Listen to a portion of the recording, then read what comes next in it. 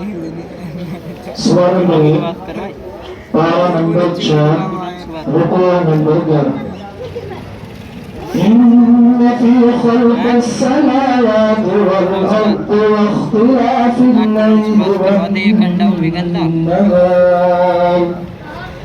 أعوذ بالله من الشيطان الرجيم بسم الله الرحمن الرحيم إن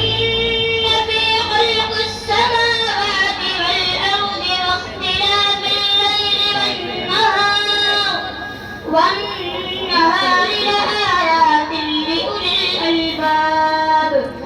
الذين يذكرون الله قياما وقعودا وعلى جنوبهم ويتفكرون في خلق السماوات والأرض ربنا ما خلقت هذا باطلا